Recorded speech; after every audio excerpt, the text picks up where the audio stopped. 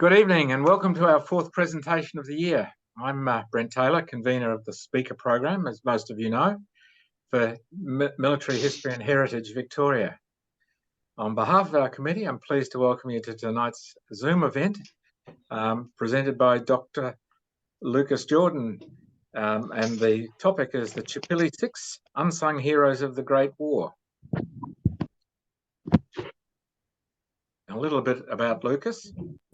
Lucas grew up in Western Australia and holds a PhD in history from the Australian National University.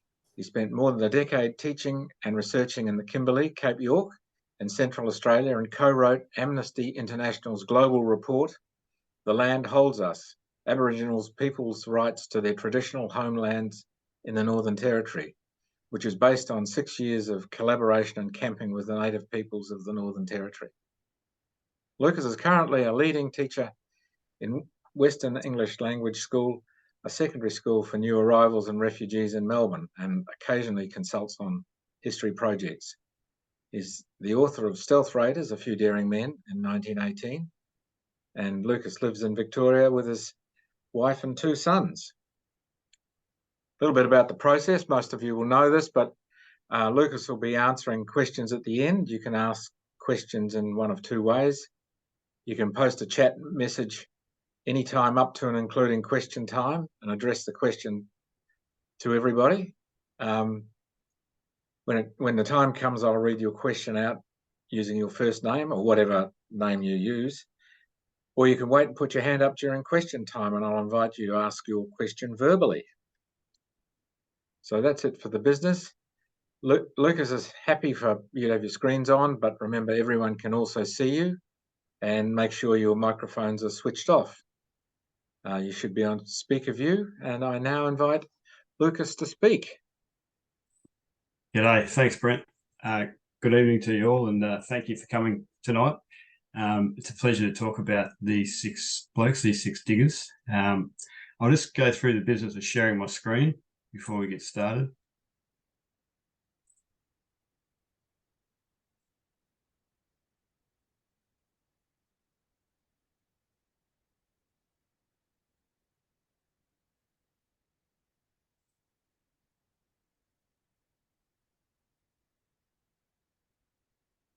And how's that for you, fellas? Is that okay?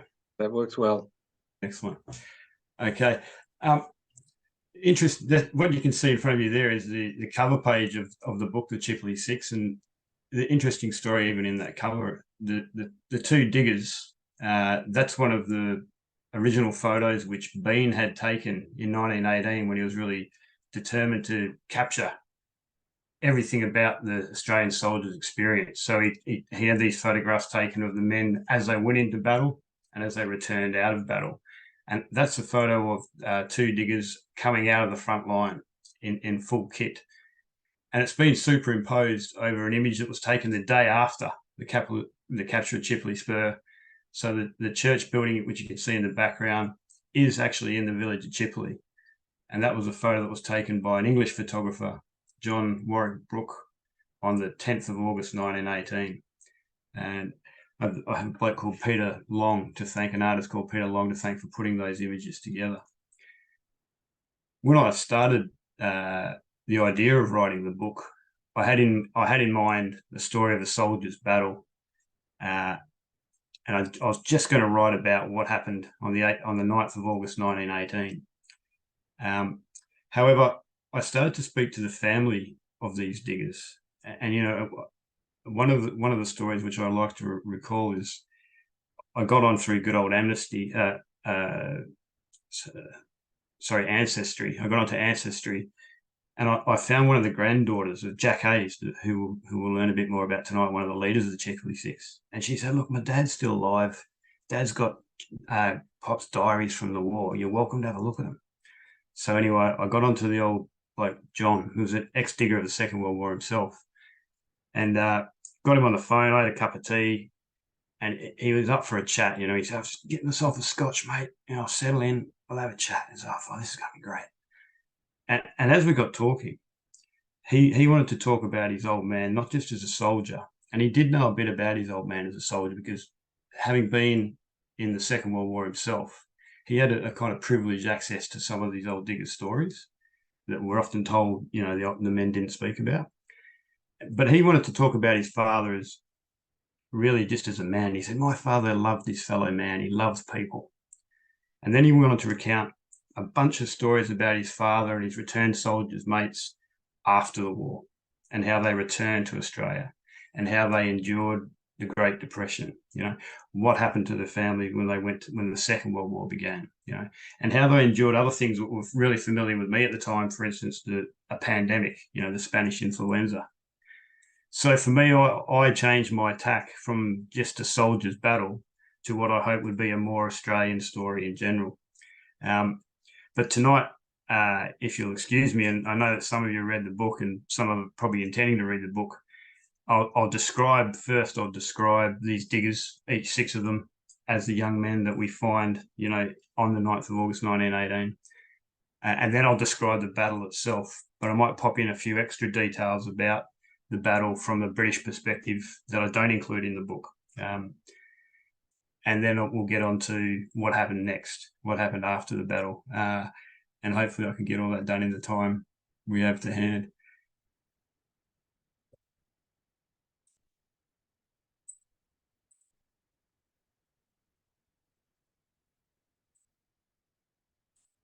This is a photograph which I took a few years ago from the top of the Chipilly Spur.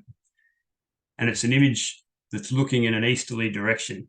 And if you imagine yourself up on this spur as a German on the 8th or 9th of August, this is what you could see. You can see it's a commanding position of the battlefield. And that view across the Somme, looking sort of in an easterly direction, it's sort of just hiding the village of Méricourt-sur-Somme. And so everything in that distance across that river, in that immediate foreground, if you like, across the river, the Australian soldiers were there, and they got there pretty early on the 8th of August 1918.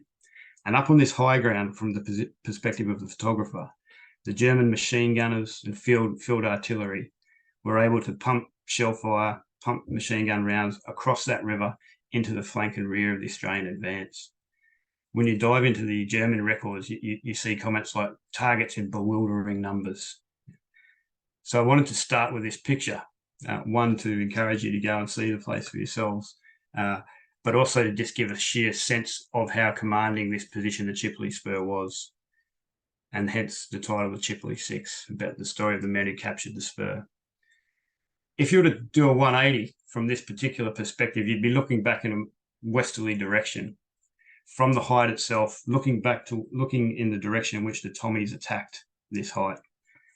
And from this commanding position, and from a kilometre further to the west, the Germans manned numerous machine gun posts. They crowned this spur with machine guns, and they were firing directly into that British advance, an advance or a corps of British soldiers.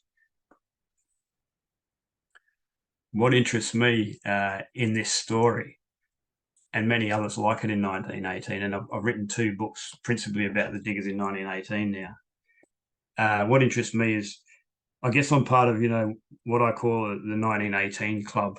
Yeah, you know, a loosely knit band of historians and people who are interested in Australian history, who think 1918 is one of the most significant years in our national story. You know, in that year, the digger did more to influence world events than any other group of Australians before or since. And we had excellent generalship. We had technology that was starting to come together in the all arms battle, but it was also our men in the front, the infantrymen who had to brave the machine gun bullets, who took the positions from the enemy and had to hold them when the enemy had gone. And the motivation and skill of those men are what really interests me.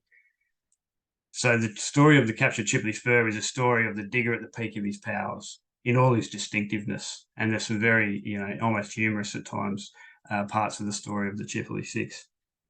And it's kind of remarkable how the diggers got to be as good as they were really in 1918 when you look at the situation in 1917. You know, 1917 was certainly the year in which the Australians suffered the most casualties in battles, also the most health problems. You know, there's huge amounts of men who just simply could not go back into the line. the battles which were fought by the Australians in that year, there were some serious defeats. And the Third Battle of Ypres was one of those battles where, for the average digger, it was difficult to tell victory from defeat. And by the end of the year, morale in the Australian Army was at one of its lower points in the AIF. And there are some funny kind of jokes that I would read in some of the digger diaries, and they'd often be repeated in one diary to the next, the sort of black humour of the diggers, at the end of 1917 as they're enduring another winter. And, they'd put these jokes in their letters home. And one of them always stands out in my mind is one bloke he wrote, he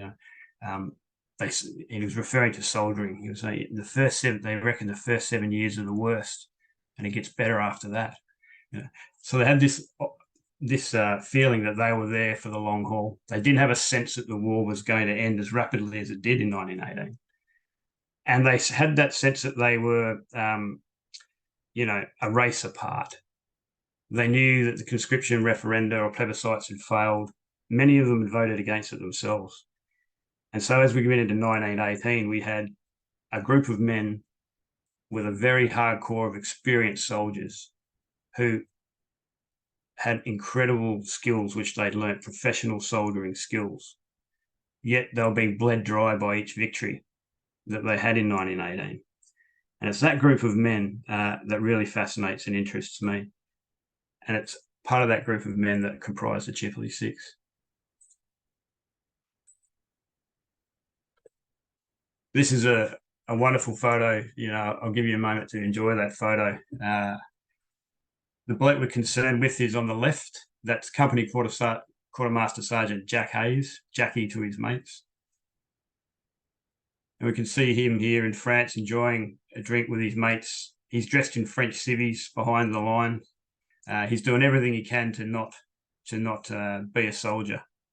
But in the line, this was a bloke who wasn't scared of responsibility. He was an original soldier of the 1st Battalion, New South Wales Battalion, the 1st Battalion raised in New South Wales in 1914. He was among that group of young men, mostly young men, and who'd gone down into Martin Place to enlist. Prior to the war, he was a railway engine cleaner in the Everleigh railway yards.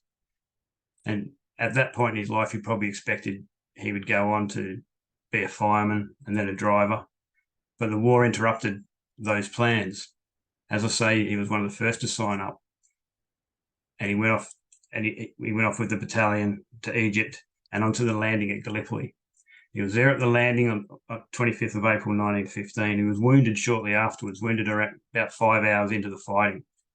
And the first written words we see from him describing or explaining his experience as a soldier are found in letters which he wrote home. And he wrote to a friend in Bathurst saying, the Turks seemed very surprised that we gave them a visit so early on a Sunday morning. They were very wild that we'd given them a visit so early on a Sunday morning. And he said, I copped a bit of their Turkish delight. And he found himself in a hospital in Mina in Egypt, overlooking the pyramids. And he wrote to his mate saying, I can't believe I was only there for 5 hours. If I stay any longer, this hospital's going to drive me off my head. Can't wait to get back, see more action. And indeed he did. He went back and he rarely missed a battle for the rest of the war, besides a spell in 1917 when he was out of the line with VD, which he wrote in his letters to his mother that he had the mumps, of course. But besides that, he was involved in all of the major battles of his battalion. He was at Pozieres, and he's one of these great guys. When you get to the pleasure or privilege of reading the diaries, they're very free of ego. They're quite honest, and going into Pozieres, he's writing, feeling confident but a bit shaky. We'll continue this after the push. And at Pozieres, he gets a hold of 6 blokes, incidentally, who he finds sort of a bit lost as they're trying to get into a second line of German trenches in the village. He gets these blokes together, and they go on and they encounter what he calls 30 squareheads, and we have a bit of a scrap. And he describes how they used the bayonet in this particular battle. So that he gives you there's little bits and pieces of his experiences in the front lines scattered throughout his diaries. And there's also some wonderful wit and irreverence. One of his good mates by the end of the war was Archie Barwick, who you might know because he's probably the most quoted digger of the First World War, Sergeant Archie Barwick. And Barwick described Hayes as a fine chap and a great cobber, seething with humour.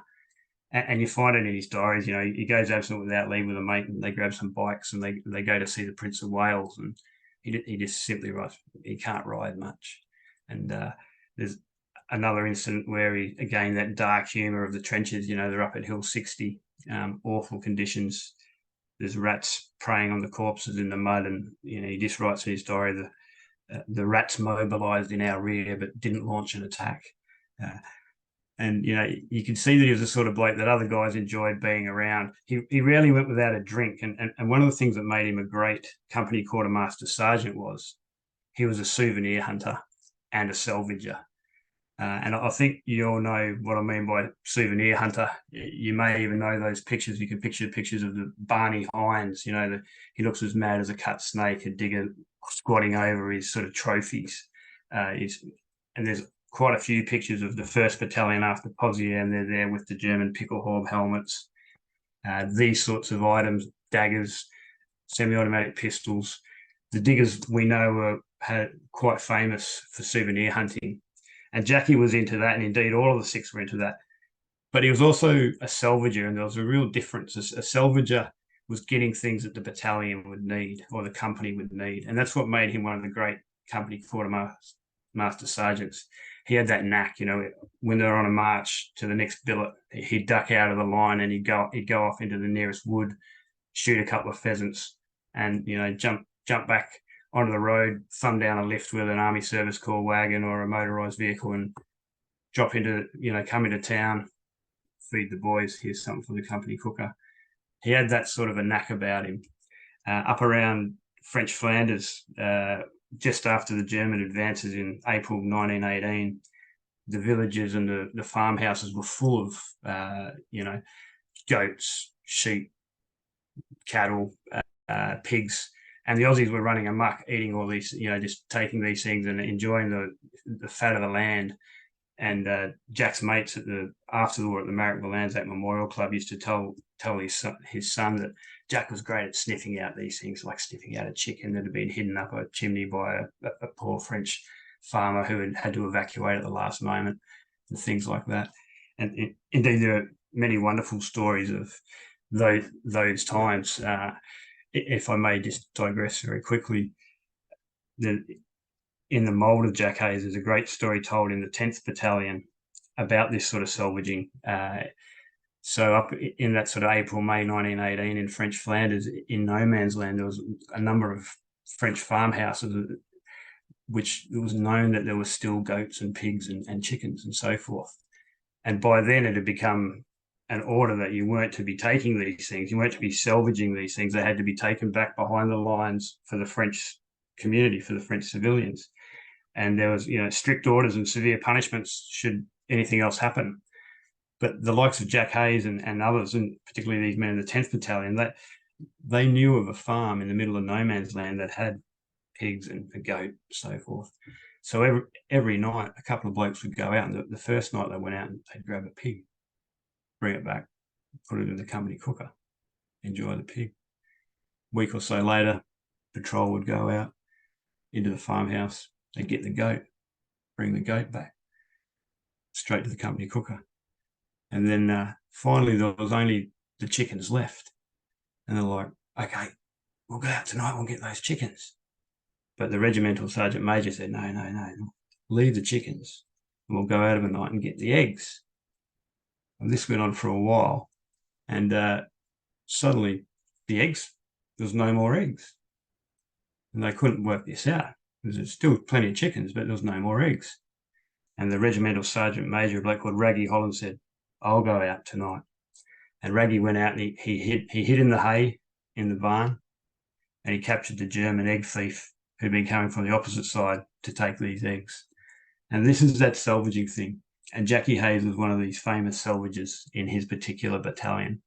Many knew how to look after the boys. So he was a great soldier and a great character.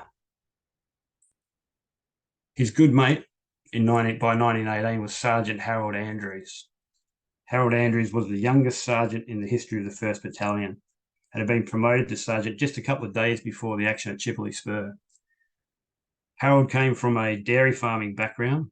He signed up as an 18-year-old with the permission of his father.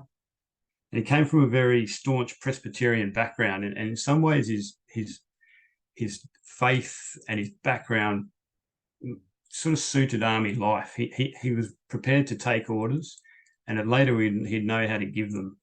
And he proved to be a very committed and very brave and conscientious soldier. At Pozieres, for example, he crossed no man's land 9 times, carrying ammunition and water to the front lines. At one point during those crossings, he was shot in the chest and wrote in his diary, "Did not notice." He was so full of adrenaline, so focused on his task. But eventually at Pozieres, he was blown down with about a dozen blokes by one of the big coal box, big 5.9-inch shell. He had his leg broken and shrapnel throughout his lower body. He went to the UK and took a long time in healing. He hoped he'd go home. He wrote that he would hope he'd go home, but it wasn't to be. And he was back with the battalion by the time of the Third Battles of Ypres. And in 1918, when the Australians were up in French Flanders, or the first Division were up in French Flanders, and I write about their experiences there a lot in my first book, Stealth Raiders. The battlefield was open.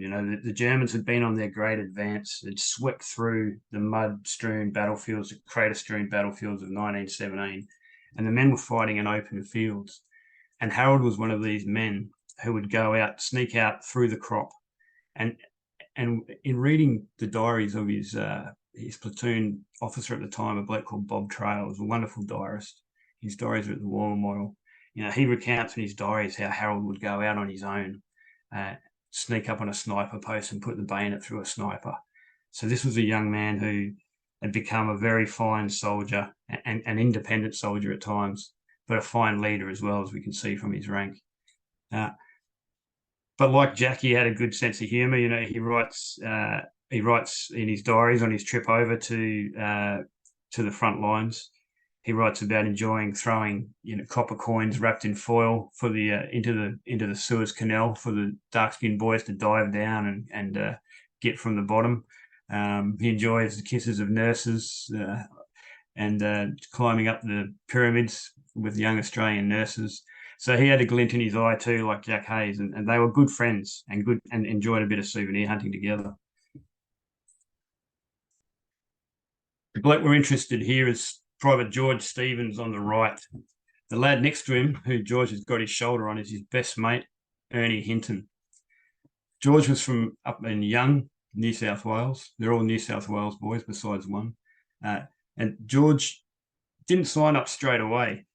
He was enjoying his cricket. He loved cricket. He played representative cricket for Young, played for various other community teams like the Oddfellows and so forth. And he'd met Ern through cricket. And through Ern, he'd met his girlfriend, Carrie, who was Ern's sister. And in 1916, as you would know, there were recruitment marches going around the country towns, encouraging young men to enlist. And one of these, called the Kangaroo March, came into Young. It came by train, by the way, rather than a march, but that was sort of not the point at the time. And this Kangaroo March stirred up the community. There was several thousand people in the community out on the streets. They listened to the usual talks by dignitaries and so forth. And there was also speakers amongst diggers themselves, men who were in the training camps, men who had come back from the front, encouraging other men to sign up and really pointing at their masculinity, speaking to the women, encouraging the women to encourage the young men to enlist. And guess what? Within a week of that Kangaroo March, George and Ern had signed up. They made it to the Western Front just after the 1st Battalion had been practically decimated, certainly C Company, the 1st Battalion, which these blokes were part of, decimated at Bayonet Trench at Fleurs in November. So they came into a battalion that was really quite callous towards new men at the time. Most of the men who were there, their mates were out in the slurry of ice or on the barbed wire at Bayonet Trench. But by the end of 1917, both had been involved in all the actions up until the Third Battle of Ypres. And up on the Brunseen Ridge towards the end of 1917, Ern was killed. A bunch of diggers were out bringing ammunition up, on a fatigue, bringing ammo up to the front lines, and Ern was killed by shell fire. So we know from George's letters that he went into the stunt at Chipilly looking to settle an old account for his pal. This is the kid, Private Jerry Fuller. Jerry was a young lad, 18, so we think. After the war, at the Marrickville Anzac Memorial Club, where John Hayes, the son of Jack Hayes, would hang out and have a few middies with other ex-diggers. There was a lot of stories about Jerry. He's also a member of the club, and it was often said that Jerry put his age down for the First World War and dyed his hair brown for the Second. Put his age up for the First World War and dyed his hair brown for the Second. So we think he was probably 18 at best. And when he went over to France, he was immediately made a batman to the company commander, Bert Withy, for a couple of reasons. One, he was a tailor by background. His father was a barber. The family business was omnibus business, so grooming horses. So he had a very good background as a batman. But also, I found in reading digger diaries particularly around 1918, the diggers had ways of looking after each other, and a young bloke who wasn't particularly developed, if they had the opportunity, and remembering that they had less and less men and therefore less and less opportunity. But a young guy like this, who was sort of still coming to manhood, they'd give him a chance as a batman or something like that before throwing him into the rigors of trench warfare. So Jerry, when we go on this stunt on Chipilly Spur, it's important to remember this young lad's going in as a batman, and he's following his heroes in Sergeants Harold Andrews and Jackie Hayes. He's following them over the top. The bloke here on the left is Billy Kane. He has a Victorian connection. Billy was born in a wagon accident beside a muddy road up near Castlemaine in the goldfields. His mother was being taken to the Castlemaine Benevolent Asylum, and she died very young. She was in and out of prisons, and Billy was raised by his grandmother until she passed away. And probably about the age of 13 or 14, as a young Catholic lad with no skills beyond what he could work with his hands, he went up north with a surveying group, working as a timber getter in the Cedar Country until he got up to Nambucca region in New South Wales. And he signed up there quite early in the war. So he was involved in the first raid on the Western Front by the 1st Battalion at a place called the Water Fort. He was one of the blokes who volunteered for that raid. And this was one of the sort of raids that the diggers by 1918 absolutely hated. They announced to the Germans that they were coming with a hurricane bombardment, which they were told would break the wire. Through you go, boys. But of course, and they were told, get in there, kill as many as you can. 2 prisoners, that's all we want. Just get us 2, get back. And of course, this bombardment went down. The diggers went over the top. They found the wire wasn't broken. They cut their way through the wire. They then proceeded to fall in the darkness into an 8-foot ditch. They climbed out of the ditch, threw another bunch of uncut wire into the German trench, killed what they could. And young Billy, he got one of the prisoners. He made sure he got one of the 2 they wanted. And he writes home telling the story of getting his prisoner, taking him back. He was also heavily involved in bayonet fighting at Pozieres. And he wrote of these stories to his girlfriend, who was back in Maxville on the Nambucca. He was wounded at Pozieres pretty severely and was out of the line for several months, and came back, got a job as a groom, working for the division headquarters, looking after the horses. But by 1918, after the German offensive, when every fit man was needed in the field, blokes like Billy went straight back to their battalions to fight as riflemen. And at the time of this stunt, on the 9th of August 1918, he's a runner at company headquarters. The bloke here in the middle with a pipe is Dick Turpin. Researching this bloke, I'm still not even 100% convinced it was even his real name, Richard John Turpin.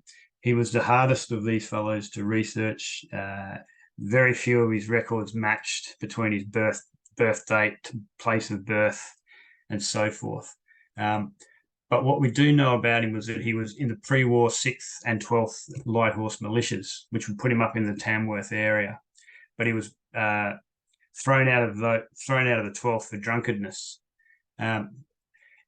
Anyway, he was late to the war, and he had a service number similar to Jerry Ford's. So I expect that they were both good mates. He made it to the front lines by early 1917. Missed a few stunts due to VD and going absent without leave and being a bit of an incorrigible. But by 1918, he got himself into a bit of trouble as well. After the Third Battle of Ypres, he disappeared and went absent without leave for 6 weeks. So when he goes into this stunt at Chipilly Spur, he's back with the battalion, but with a 1-year hard labour suspended sentence hanging over his head.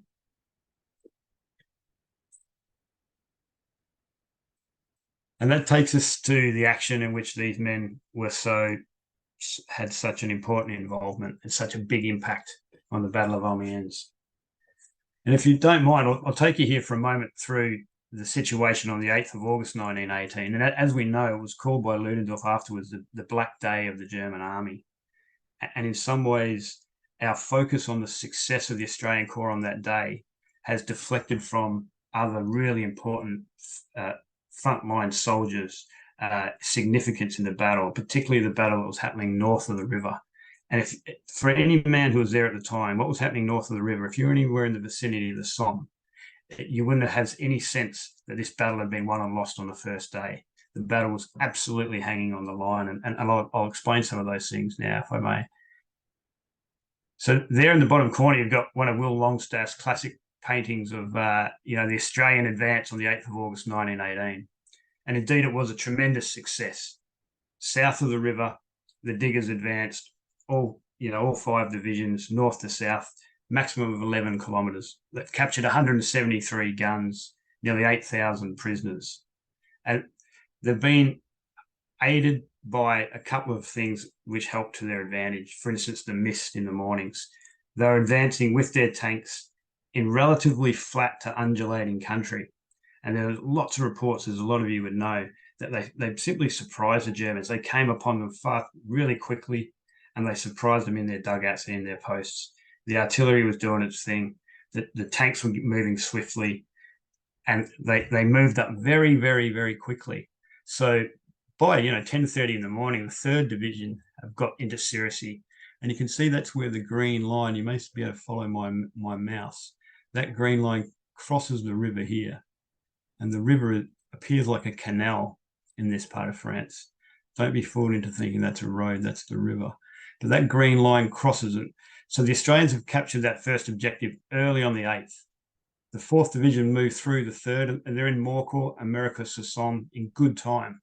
So they've captured what's called their red line as it comes across the south of the river. And up here around Méricourt-sur-Somme was what the Aussies had a blue line. If you can get here, boys, get there. And they did, and they got there in good time.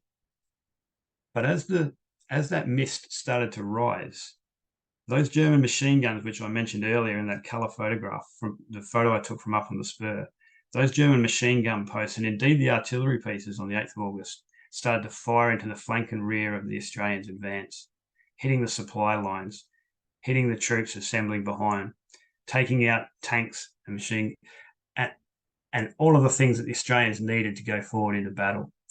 Indeed, the Australians' there's reports, if you go into the war diaries, there's reports coming back from the front line. The guns on Chipilly have knocked out all our tanks. Blast those Tommies. So they're aware of what's going on. They're taking casualties, and they're aware that the Tommies have not kept pace with their advance. They're also very concerned, and again, it pops up in some of the men's references and in the war diaries. They're concerned that the Germans, holding this position, will be able to cut across the river and get in behind the flank of the Australians. So the Australians are thinking like good soldiers always do. They're thinking this battle is only won when we secured our flanks and we own the high ground. Neither of those things for the troops nearest the Somme River on that day had occurred on the 8th of August. The battle was still to be won there, and the momentum of the attack rested on the capture of Chipilly Spur. I'll just take a moment to sort of hover around this area here. This is the Chipilly Spur. and we can see, read these topographic, we can see the altitude up to 80 feet. So let's talk briefly about the British attack, the three-corps attack. And I talk about this very briefly in the book, but if you don't mind, I'll go into a little bit more detail here today. So we can see where the Tommies begin their attack from on the 8th of August.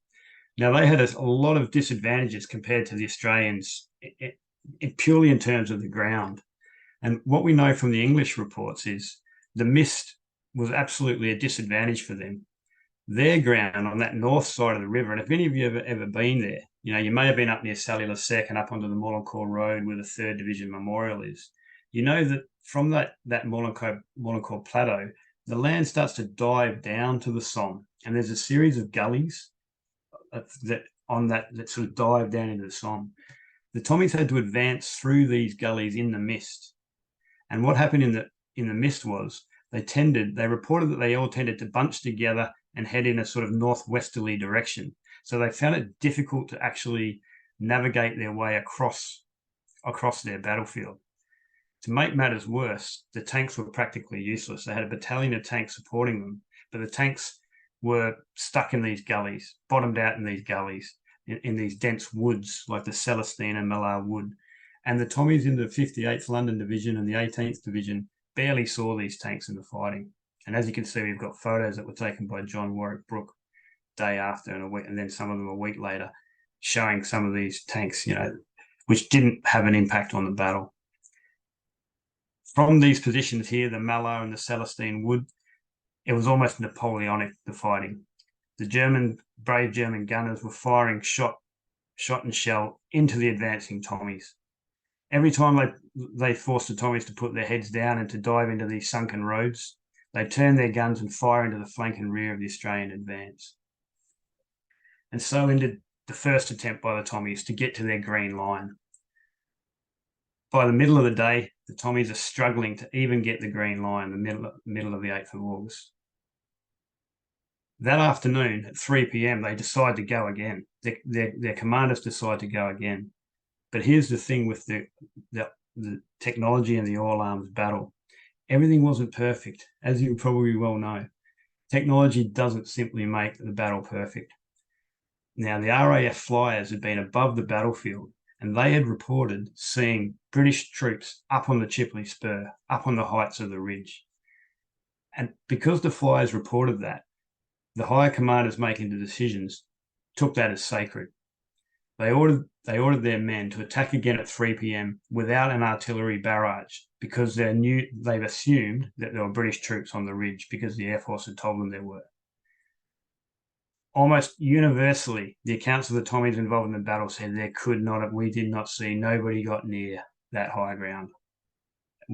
And they rued, and you read it in their histories that are written 10, 15 years later, they're ruining the fact that their second attack of that day went up through these gullies, up these steep hills without any artillery support at all, on the basis of a couple of reports from the flyers. So I think that was an important point about the technology and how you can sometimes be over-reliant on it.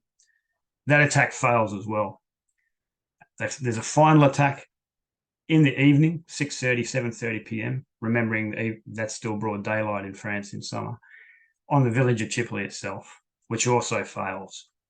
So at the end of that first day, the 8th of August, the Tommies are basically along this green line, in the sunken roads along this green line. They failed to capture the heights of the Chipilly Spur. The Germans own the high ground. At this point, Monash is getting very concerned about the outcome of the battle, and he asked for permission to send a brigade of Australian troops across the river to take the heights himself. But there's no further communication on this. The British Three Corps and Rawlinson are still expecting to capture the position themselves the following day. And that's where enter the Chipilly 6.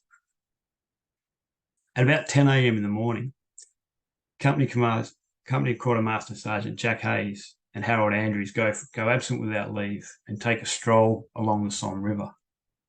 Now, Jackie, being an original, he's due for Anzac leave, a 6-week furlough back to Australia.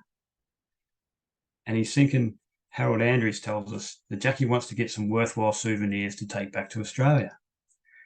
And we know that there's some good, nice little chateaus along this part of the frontage here, and in the village of Sirisi itself. And we know from, the likes of Ross McMullen writing about Pompey Elliott that earlier in the war, Australians had been raiding these chateaux further back around Corby, and have found all sorts of marvellous things owned by affluent people. So Harold Andrews implies that Jackie was looking for some big, bright and sparkling things to take home to Australia, not the usual sort of semi-automatic pistols and daggers. Anyway, these two sergeants, absent without leave, are moving through the country without their rifles. They've left their hands free to carry souvenirs. And as they go out of Sirisi, they cross the river and they look back towards Chipilly, and they know there's rumours that their battalion will be ordered to capture Chipilly later. So now they click into being soldiers again. They pick up a couple of German rifles which have been abandoned, and they make their way towards the village. They edge their way into the village, and they start to suss out the village. And whilst they're in the village, they head north up a road into a quarry. And from this position, in one direction, they can see the Germans in the terraces, in these steep terraces, the German machine gun positions, which have been causing all this damage to the British attack. And as they're observing all these things, they hear a call from almost a kilometre behind them. They can hear some yelling, and there's the Tommies singing out and waving at them, hey. And we can almost picture this, what's going on? Oh. And the two, as Harold Andrews says, they walk back to pay their respects. And they find these Tommies, who are the most forward troops, are basically mostly 18 and 19-year-old conscripts. And it's their very first battle. And they're literally in the line that day, replacing dead men from the day before. There's a scattering of sergeants and officers. They chat for a while, and then realising that they're absent without leave and they've been away for a while, they stroll back, as they say, to their battalion headquarters in Sirisi. Now, the situation at the headquarters is very tense. The position is still uncaptured. The Australians are moving forward. They're still taking fire from this ridge, this spur. And Jack Hayes turns to his battalion commander and says, how about I've just been into Chipilly, I'll take a patrol across. We'll occupy the village. His idea is forwarded to the brigade commander, Ivan McKay. And this is one of those wonderful things about the AIF in 1918 that I touched on at the beginning. It may be likely that McKay and Hayes knew each other. They'd been with the 1st Battalion at Gallipoli, and here was a company quartermaster sergeant suggesting tactics to the brigadier. And the brigadier was then responding back. And at this point, McKay said, no, we're not going to send a patrol across. He'd got news that the British would attack again that afternoon, and they'd be reinforced with a regiment of Americans. This regiment of Americans would be marching 20 kilometres to get involved in the battle. So the Aussies stopped and waited. And fair enough, 4 p.m. that afternoon, the British commenced a tremendous artillery barrage before their attack. And at 5:30, as they had said, the attack went in. Nearest to the Australians, the 58th London Division moved forward against those heights. And they could see perfectly above them, again higher up on the spur, the Americans attacking. It was very clear very quickly that the attack was not going well. So Hayes made his suggestion again. And this time, Mackay said, yep, send a strong patrol across the river and see what the situation is. That was his simple instruction, see what the situation is.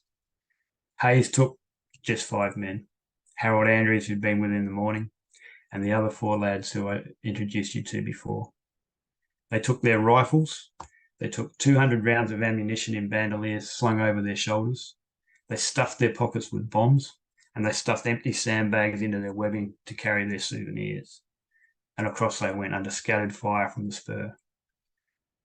On the edge of the village, they found 2 platoons of the 2nd 10th London Battalion. These men were under an officer called Jack Beryl, and he was an experienced soldier, an Irishman by birth. He'd fought with the South African Brigade at Somme in 1916, sought a commission, and now found himself with the 2nd 10th. Didn't know a soul, didn't know the names of any of his NCOs or his men. That was the way, with the conscription, with the state of that division at this particular time in the war.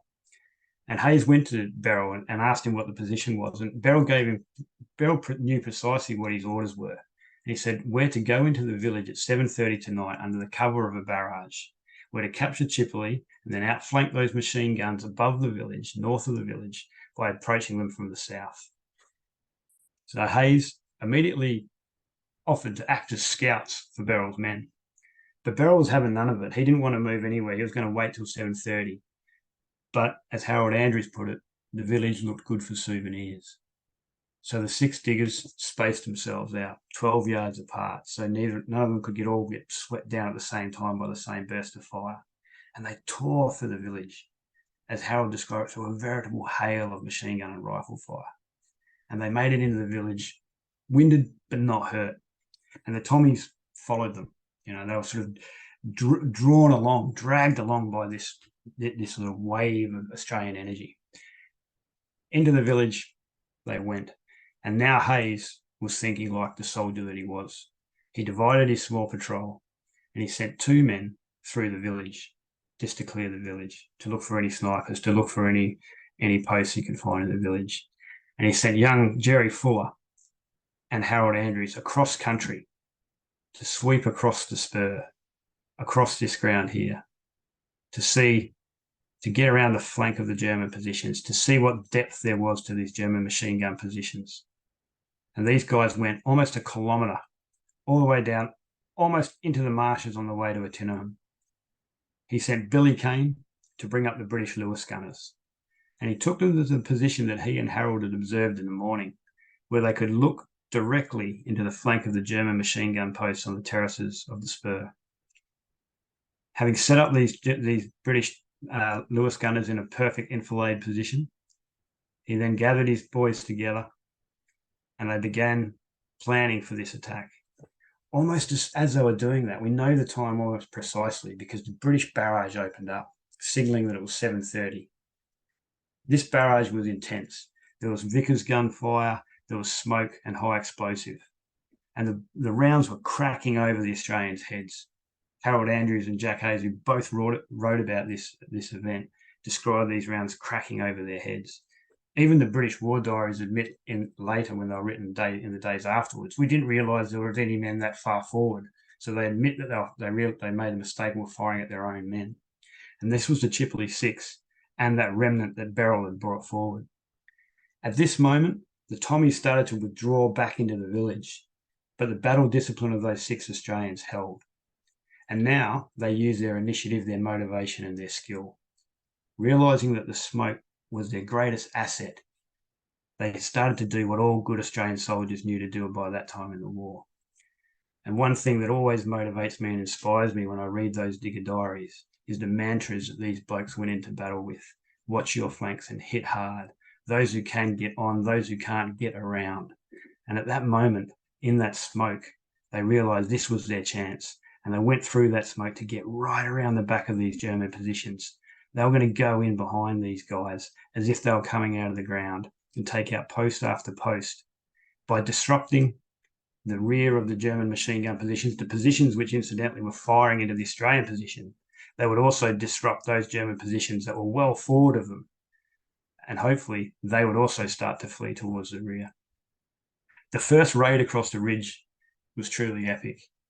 Jack Hayes and Harold Andrews took off first. As they went along, they were racing through that long grass, through that smoke. They're firing from the hip at fleeting targets. And they approach this sunken road. And from the cover of the sunken road, they can see several German posts north of that road. Now Andrews starts to fire enfilade into that post, while Hayes creeps down the embankment to get closer and closer to the enemy. The others, Billy Kane and Jerry Fuller, they've come round to support Harold's fire. And the Australians had learnt these tactics in those so-called quiet months of April, May, June, July, what some people call peaceful penetration, which I call the stealth raids. They learnt these small unit tactics. You only needed a couple of blokes to get in a flank, a couple of blokes to creep around, and then you could dive in. You know, you didn't want to surround them and create panic. A couple of blokes firing into a flank, a couple of guys getting into position to rush in, and then a couple more blokes come and yelling like banshees to make it sound like the whole platoon or company was coming. and they knew that they could defeat these German posts with those tactics. And that's exactly what they attempted to do.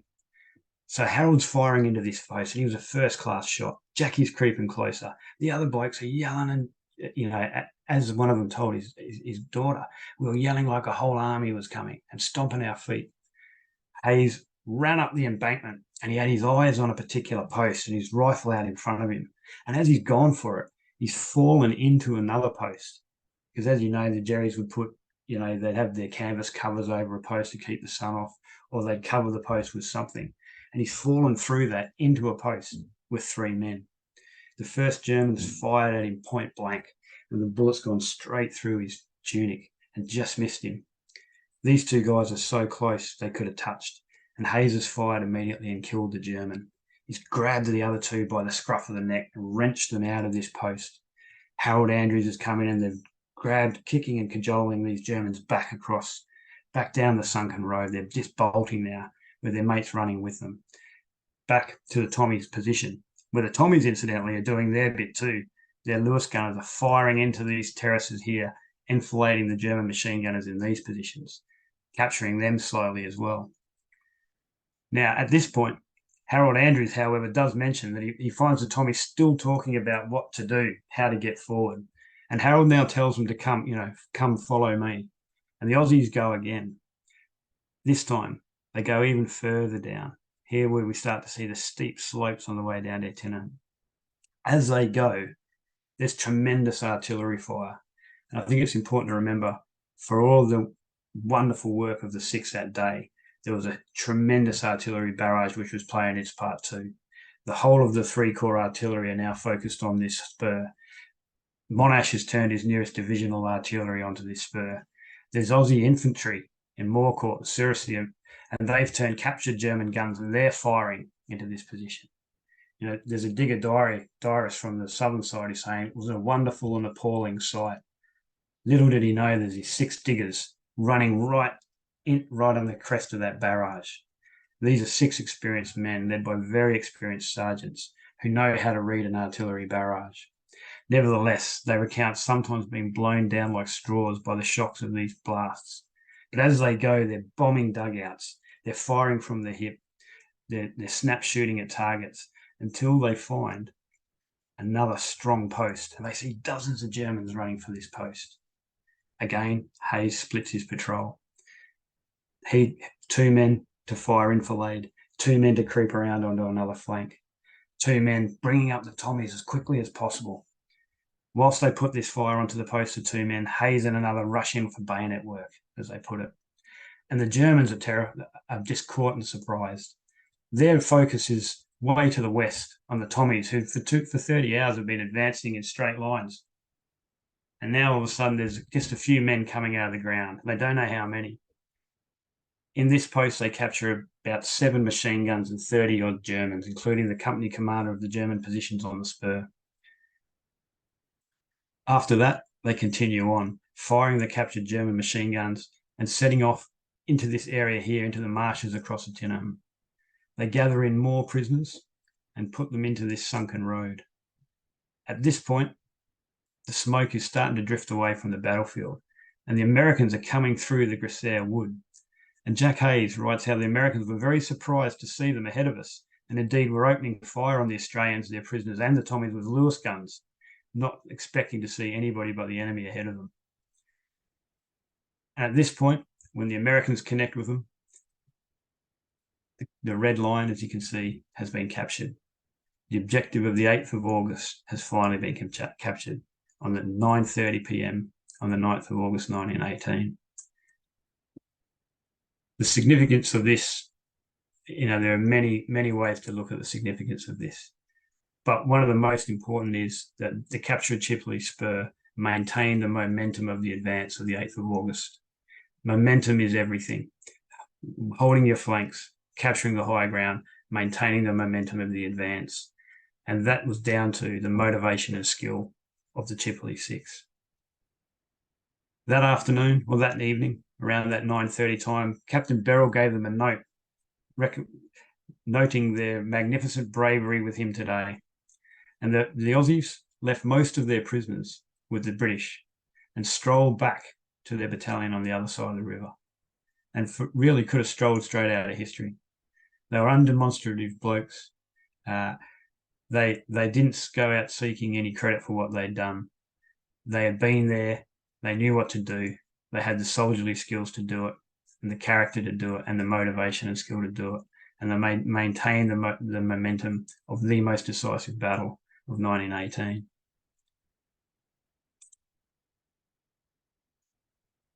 And that's just a picture of taken a week later again by John Warwick Brooke from the Red Line up on the Chipilly Spur. Just another picture to emphasise the heights above the battlefield.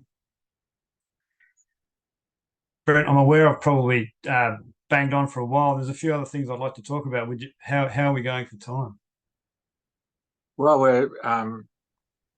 we're getting close to 8 o'clock. It's hard for me to read the room to see whether anyone, how everyone's going. But maybe if you can wind it up in about 5 or so minutes, would you be able to do that? Yeah, that's fine. That's fine. And then we've got some questions. Is it at least one question? Good eye. And look, the book goes on to talk about and to describe what happened next to these men, what happened to the Chipilly Six.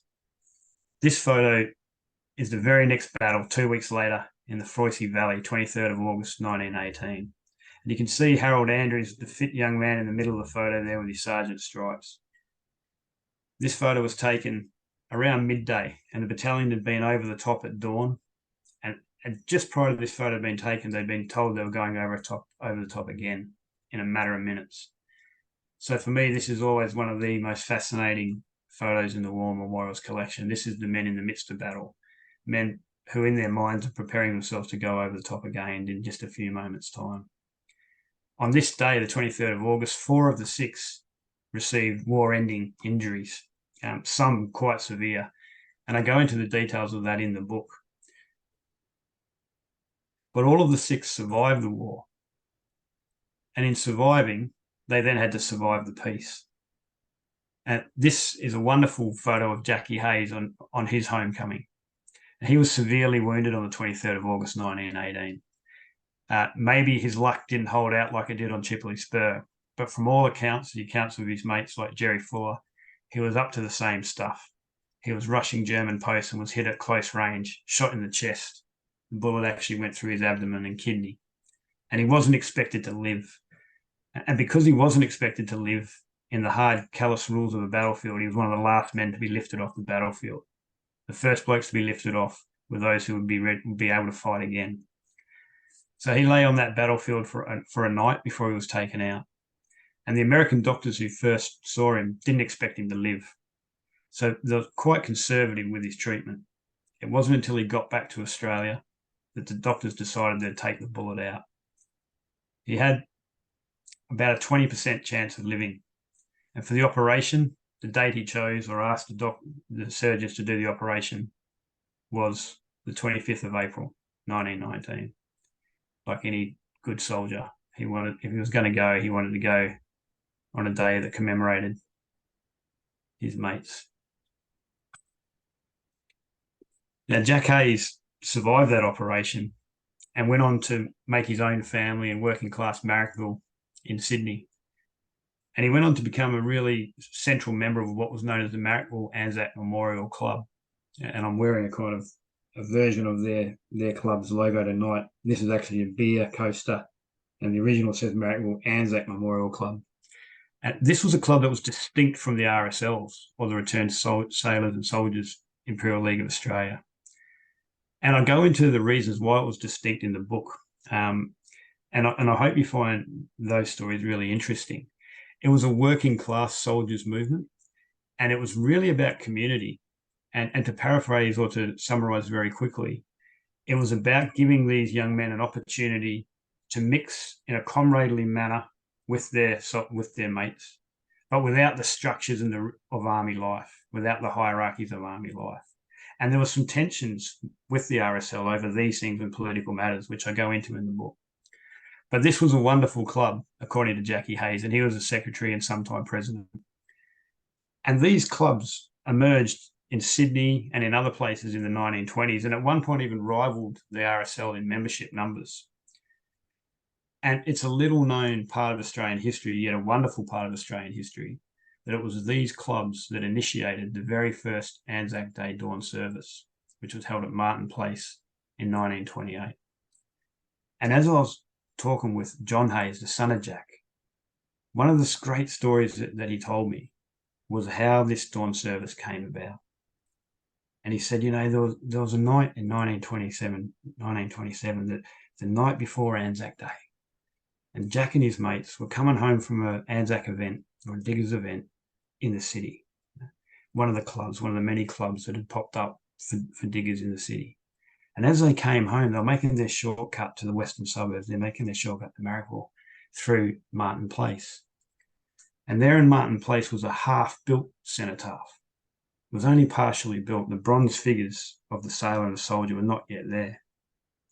And as they came upon the cenotaph, they saw an old lady in the early morning dawn light weeping at the cenotaph. And we can imagine these blokes. One, you might imagine them as a soldier yourself, or just as Aussie mates coming home through the city at night, you know, rubbing shoulders with your mates after a few drinks. And they've come up on this old lady and they've stopped with her. These are men who are toiling with remembrance, toiling with their wounds, toiling with their own sense of survivor guilt, toiling with who knows what. And Jack talks about some of these things. And Harold Andrews talks about these things after the war. And they stop with this woman and they wait quietly with her, just in silence. And then they continue to walk home. And as they walk home, they decide that they'll come back the following year and they'll commemorate this moment, just like that old lady had. They'll wait there in a few minutes of silence to commemorate their digger mates. And so, true to form, the next year in 1928, these returned soldiers' clubs organised and formed the very first dawn service. And there was only 100-odd people there, 150-odd people, men, women and children. And there were no words spoken. There was simply 2 minutes of silence. The only words were the words that were on that half-built cenotaph. To our glorious dead, lest we forget. There was no other meaning attached but that. And from that first dawn service, we now have that wonderful tradition that we have all around Australia and indeed many parts of the world, particularly our Kiwi mates. And I'll finish with that, Brent, but these photos, if I may, I don't want to deceive into thinking these are the photos from 1928. These are the photos from the 10th anniversary. So these are photos from the 1938. And they're the earliest photos that we know of, and they're held in the State Library in Sydney. But they're poignant photos in themselves that speak to those first dawn services and to this soldiers' clubs as families and communities of people. And a lot of the book is dedicated to those families' memories of their digger fathers and digger grandfathers. It's the book, in many ways, also includes the memories of these types of young people about their fathers, the Chipilly Six.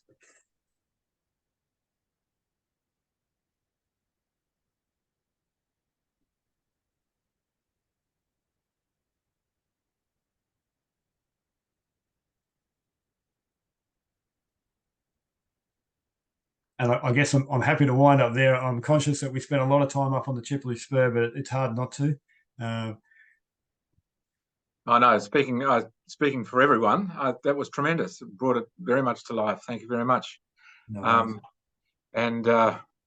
It's just incredible what a few blokes can do when they got to set their minds to it. And their history went on through to the dawn service. You know, they were leaders in a very quiet kind of way.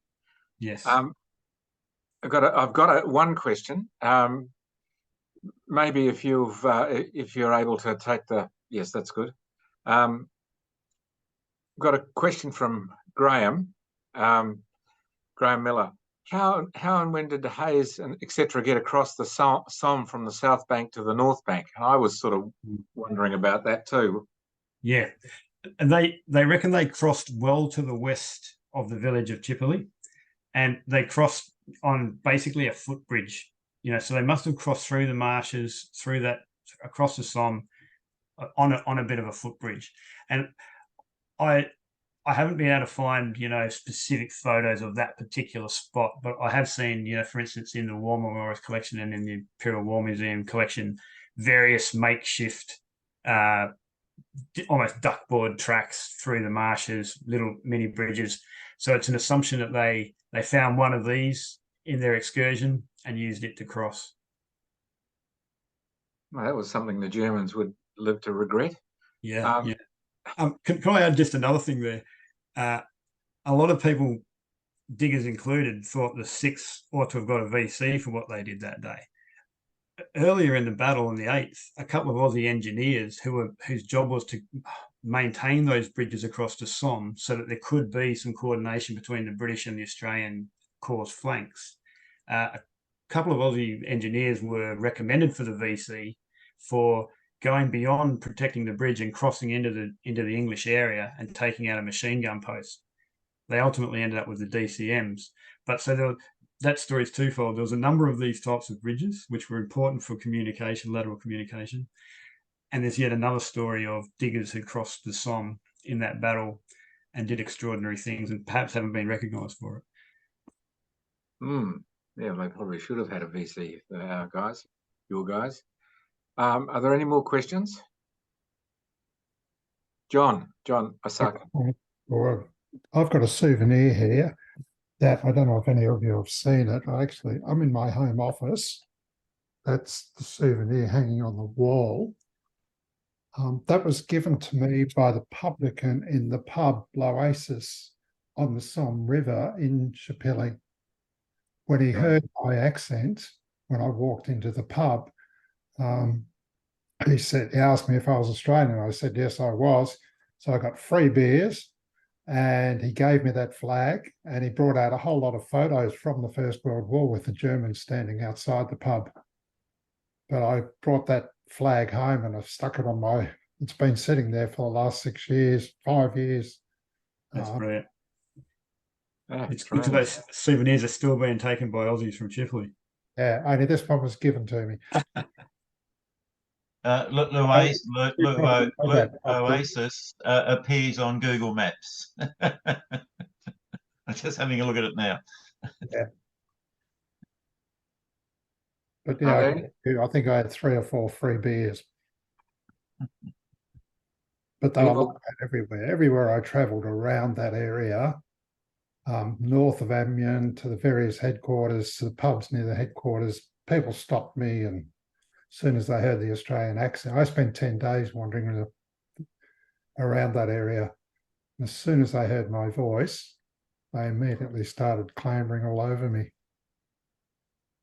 John, I've got you to thank for some great photos that you took and gifted to me when you got back, which helped me sort of put some pieces of the battlefield together. I've been there a few times myself, but you were able to take some very good photos that show that ground and the difficulties that the Australians faced south of the river while the Germans owned that ground.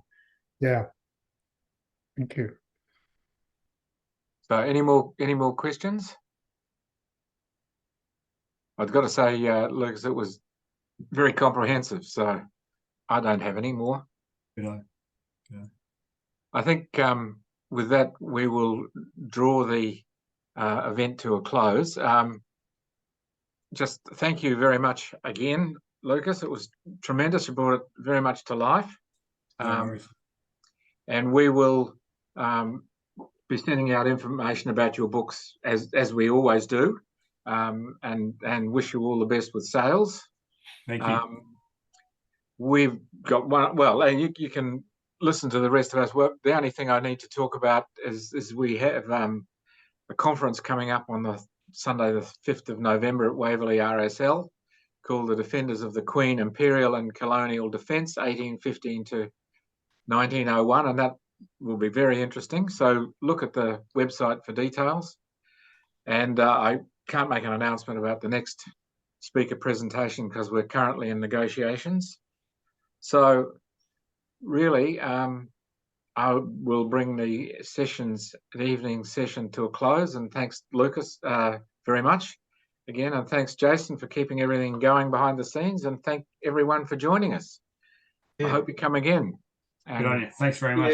Thanks, Enjoyed it. good Lucas. night from the committee and Good on you. from all of us. Good on you. So Thanks, thank you, fellas. Lucas. That was tremendous. Thank you. Cheers. Cheers.